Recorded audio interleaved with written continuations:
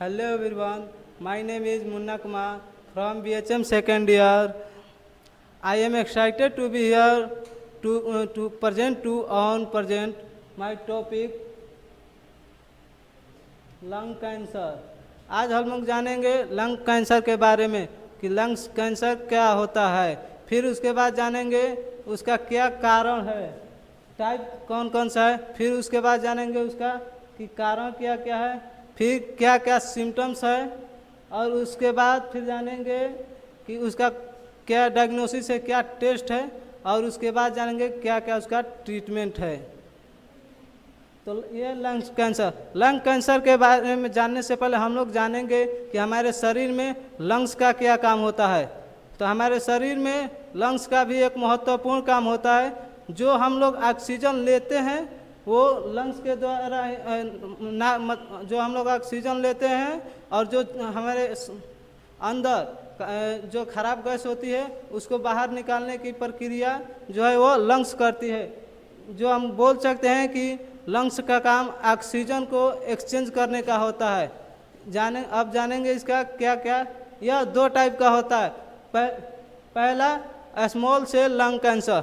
Small cell lung cancer जो smoking करने से होता है। जैसे हम लोग कोई स्मोकिंग करते हैं, गुटखा, पान या बीड़ी, इन सब चीज़ जब हम लोग करते हैं तो इन सब चीज़ों से हम लोग को स्मॉल सेल लंग कैंसर होता है। और दूसरा है non small cell lung cancer.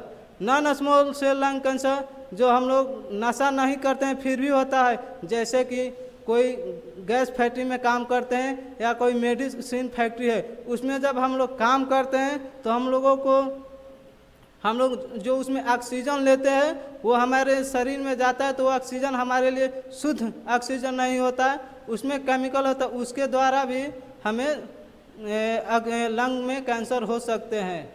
उसके बाद जानते हैं इसके क्या क्या सिम्टम्स है। तो इसका काउजेज है, तो इसका यह है पहला स्मोकिंग। जब हम स्मोकिंग करते हैं करते हैं तो यह इसका कुछ अंश जो है हमारे मुंह के अंदर से फेफड़े में जाता है, और यह धीरे धीरे परत बनने शुरू हो जाता है, और कुछ दिनों के बाद जो है यह कैंसर के रूप में परिवर्तन हो जाता है। दूसरा है तंबाकू। तंबाकू खाने से भी हमको कैंसर होता है। यह भी एक नशीली पदार्थ है जिसके चलते हमें लंग्स में कैंसर हो सकते हैं। तीसरा न्यूट्रिशनल डिफिशियंसी। न्यूट्रिशनल डिफिशियंसी का मतलब होता है कि खाने की कमी से। अगर हम लोग कोई भी काम करते हैं तो उसके लिए हमें एनर्जी चाहिए, और एनर्जी हमें खाने से मिलती है। अगर हम लोग खाना नहीं खाएंगे तो हमें कमजोरी महसूस होगा, और जब हम लोग कोई गैस फैक्ट्री या कुछ भी ऐसा काम करेंगे जिससे सांस अंदर जाएगी, हम ऑक्सीजन लेंगे, उसके चलते भी वो फेफड़े पर पड़ेगा और कमजोरी महसूस होगा, तो उसके चलते लंग्स में कैंसर हो सकते हैं। नेक्स्ट है ऑक्यूपेशनल कार्सिनोजन। इसका मतलब होता है कि अगर कोई गैस फैक्ट्री है या वातावरण पोल्यूशन है, और हम लोग कोई भी कार्य करते हैं उसके वो भी अगर हम लोग ऑक्सीजन लेंगे तो उसके चलते भी हम लोगों को लंग्स में कैंसर हो सकता है। इसके क्या क्या सिम्टम्स है। इसका पहला सिम्टम्स है चेस्ट पेन। अगर लंग्स में कैंसर होगा तो हमें चेस्ट में पेन होगा, और चेस्ट में पेन होगा तो हमें खांसी आएगी, और खांसी आएगी तो खून भी आएगा उसके साथ। फिर उसके बाद इसका सिम्टम्स है वोमिटिंग। अगर खून हमें अगर लंग्स का कैंसर का अगर लक्षण होगा तो हमें वोमिटिंग होगा तो फिर हमें फीवर आएगा तो हमें खाने का मन नहीं करेगा, और हम लोग नहीं खाएंगे तो हमारा वेट लॉस होगा, और जब वेट लॉस होगा तो हम कोई भी काम करेंगे तो हमें थकावट महसूस होगी। फिर उसके बाद है डायग्नोसिस। इसका क्या क्या डायग्नोसिस या क्या क्या टेस्ट है। इसका पहला टेस्ट है ब्रोंकोस्कोपी। ब्रोंकोस्कोपी का यह एक ऐसा मशीन है जो यह पाइप के द्वारा नाक के द्वारा मुंह अंदर डाला जाता है और फेफड़े तक। इसके सबसे ऊपर जो होता है यहाँ पर एक लाइट लगा हो रहता है और उसमें एक वीडियो कैमरा रहता है जिसके माध्यम से हम पता कर सकते हैं कि हमारे लंग्स में कैंसर है या नहीं है। दूसरा है सीटी स्कैन। सीटी स्कैन यह भी एक प्रकार का मशीन है जो हमारे पूरे शरीर को स्कैन करके बताता है कि हमारे शरीर में कौन सा रोग कहाँ पर है। यह सीटी स्कैन के माध्यम से हम लोग पता कर सकते हैं। तीसरा है पल्मोनरी फंक्शनल टेस्ट।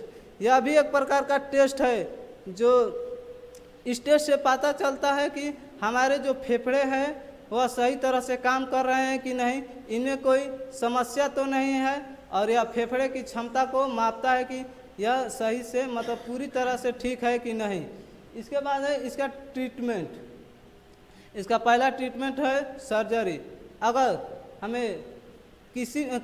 हमें लंग में कैंसर हुआ है तो हम लोग उसको सर्जरी के माध्यम से निकाल सकते हैं या उसको चीर फाड़ कर सकते हैं। यह सर्जरी जो होता है यह फर्स्ट या सेकेंड स्टेज में हम लोग यह सर्जरी कर सकते हैं। अगर उसके बाद अगर कैंसर लंग में कैंसर ज़्यादा फैल गया है, अगर लंग्स के अलावा अगर अदर बॉडी में हमारे कैंसर फैल गया है तो उसके लिए हम लोग करते हैं सिस्टमेटिक थेरेपी। सिस्टमेटिक थेरेपी को हम लोग कीमोथेरेपी या टारगेट थेरेपी भी कहते हैं। यह थेरेपी जो होता है यह पूरे ब्लड में मेडिसिन जो होता है या पूरे ब्लड में फैलाने के लिए जो हम लोग नसों में सुई देते हैं, इस थेरेपी को हम लोग कीमोथेरेपी कहते हैं। और इसी चीज़ को मुंह में टैबलेट के माध्यम से मुंह में देते हैं जो सीधा कैंसर पे लंग्स में जाके कैंसर पे असर करता है। उस थेरेपी को हम लोग टारगेट थेरेपी कहते हैं। टारगेट थेरेपी और कीमोथेरेपी यह दोनों सिस्टमेटिक थेरेपी के अंदर आता है। फिर उसके बाद है रेडियोथेरेपी। रेडियोथेरेपी जो किरणों के माध्यम से किया जाता है। जहाँ पर कैंसर है वह किरणों के द्वारा उस कैंसर को किया जाता है। अब थैंक यू।